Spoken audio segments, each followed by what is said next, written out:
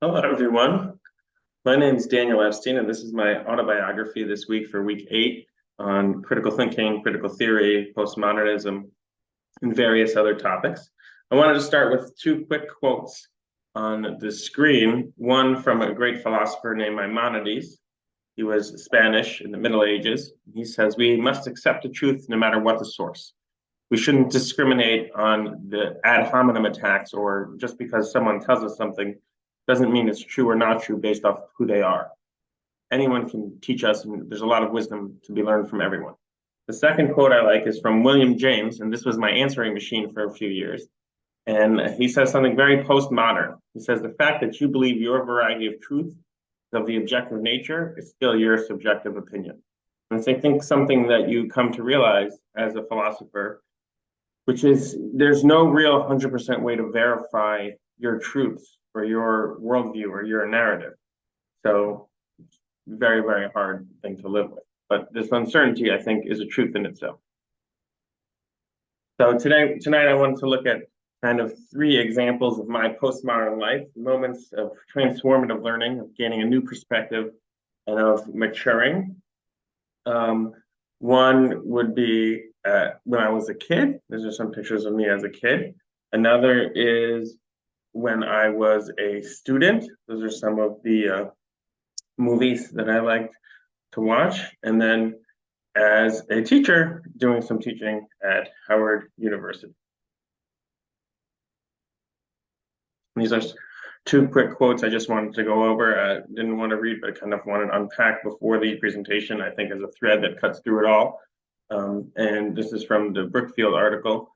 Basically, I think he's telling us that these ideologies are embedded in our life, and we don't even realize how embedded and deeply, subversive they are, subconscious.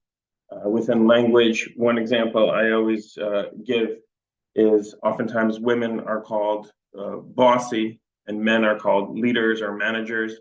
And even language around feminism, which is fascinating. If you say, "Oh, do you think men and women should have equal pay?" A lot of people will say yes. If you say, "Are you a feminist?" people will say no. And I think there's also this idea of this facade.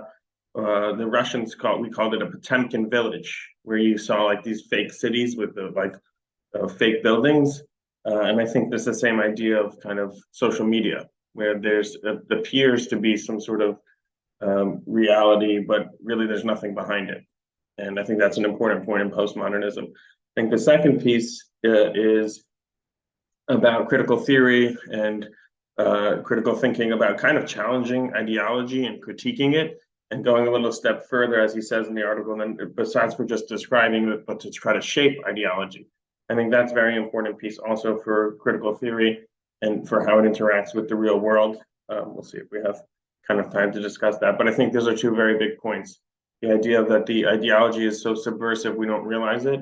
And the second piece is that we need to kind of rise up and challenge the ideology. So this first kind of encounter I had in my life when I was 10 years old, 11 years old here, I was setting the table and I was wondering, why do I have to put the fork on the left side if everyone always eats with their fork on the right side? So I started, challenging, like I said before, and questioning this subversive ideology. And basically the answer I was given is because people cut with their knife on their right hand and then switch and put their right hand on their fork. But as I looked deeper, it actually was not true because people weren't doing that. I noticed they were eating with their right hand and their fork the whole time. So then when I challenged again, people said, no, we have to set the fork on the right side. And I didn't want to. And this was one of my first experiences with questioning the status quo, with pushing back against things, with wondering and not really getting good answers or satisfying answers. And I realized that maybe their things don't have as great reasons as I found out later. There's others, like in France, they do put the fork on the right side. So there's not this absolute truth. There's not this rigid rules I kind of encountered before I even started studying philosophy.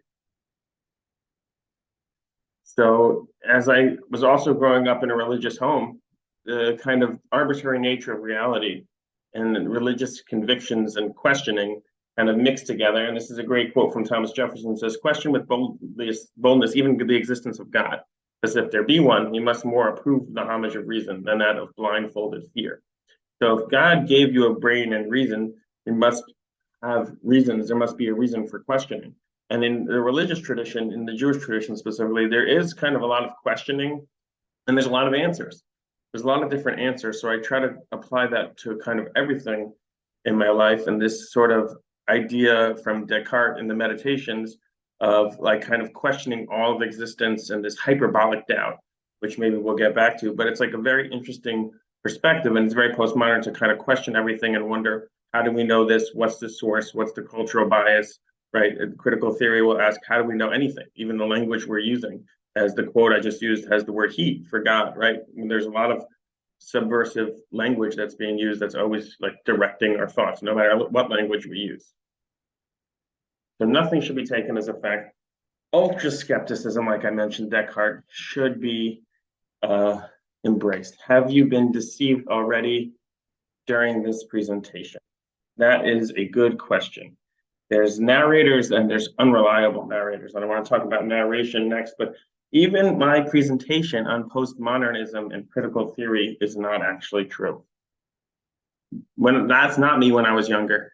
That picture of that person setting the table, just you saw it, was my son. I took it this morning. All the pictures of me when I was younger, they're not me. There are no pictures of me when I was younger. They're all destroyed in Superstorm Sandy in my parents' basement. But this is my son, who you thought I was me, but that's a true story about me setting the table. So let's move on to my time in college. When I went to college, I went to several philosophy classes, took intro to philosophy 6 or 7 times. I think I got credit, hopefully once. So I loved philosophy. I loved going to the movies, and I especially loved philosophical movies. And these are just a few that came out while I was in college. Matrix was, I think, senior year of high school. And that, I think, was like really the opening idea of kind of reality. And the reality we occupy is not really the truest, deepest level of reality. My first source in graduate school, when I started my education degree, was something called Plato's Cave. Plato's Cave is very similar to the Matrix, which is the reality we see is not the ultimate truth, and that it's almost blinding us. There's a few other movies which were great, but I think I realized that everything kind of was influencing me, and these movies that I saw, the books I read, the TV shows that I saw, I really wanted to have some more depth and to be a kind of more philosophically minded. So I think these narratives were actually just as influential on me as the textbooks and the classes and papers I was taking, because I think they were very emotionally binding. That's another big idea in critical theory and postmodernism, like the quote we saw earlier. I think your desires and your personal perspectives very much influenced by what you learn and what you're drawn to. And I think these movies really had my attention much more than many other articles. So, like we said, narratives is the unit of currency that postmodern philosophy trades in. Daniel Epstein. And there's another deeper theory that I came across in college about kind of this narrative identity theory, is that we are our narratives, we are our stories that we tell about ourselves. And I felt like that's a very postmodern idea as well, because of the value and importance of kind of narratives and of the way we see ourselves in the world. So just one more story, telling old stories in new ways. This is the seal Benjamin Franklin proposed to the United States. It's the crossing of the Red Sea and the Egyptians being destroyed. And every year I show this, and we do a Passover Seder at Howard University. A lot of fun. About 7 or 8 years ago, I had a student who was at GW in Howard, and she set it up. She was Jewish and part of the Black community. And now we do it every year, and it's incredible. I love learning different ideas and new perspectives from different students, from Jewish, non-Jewish, Christians, Blacks, whites. A bunch of GW students come over, and it's really, really quite an amazing way to learn different perspectives. So this is kind of from last year. We have a couple of students, and then there's one more idea with multiple theological perspectives.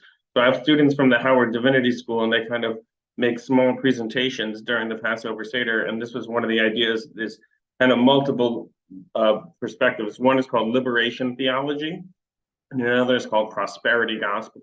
And we had kind of presentations about both and their textual sources and ideas, kind of about this idea that God is with the weak, or people that are kind of wealthy and more successful are successful because God has given them gifts.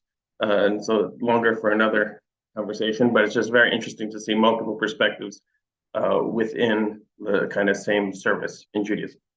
So in conclusion, I just brought up a few quick examples, like I said, about the fork and the knife, watching the movie The Matrix and teaching at Howard University. And this process of critical thinking is maturation. I think they're one and the same. And basically, as you get to deeper levels and remove certain assumptions and learn from other perspectives, then you're able to mature.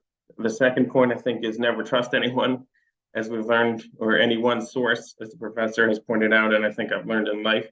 It's always good to have multiple sources, primary sources, and investigate your sources. And you can kind of build a bouquet of truth and kind of a conglomerate of ideas, and not to just trust in a single person, single book, or single source. And I think the third idea I would want to get across over my autobiography is to have fun and maintain your wonder. We're on a great quest, and there's all these new ways of learning and different processes and perspectives, and it's very exciting. Thank you for coming along, and these are some sources for you to enjoy and for further reading. Thank you.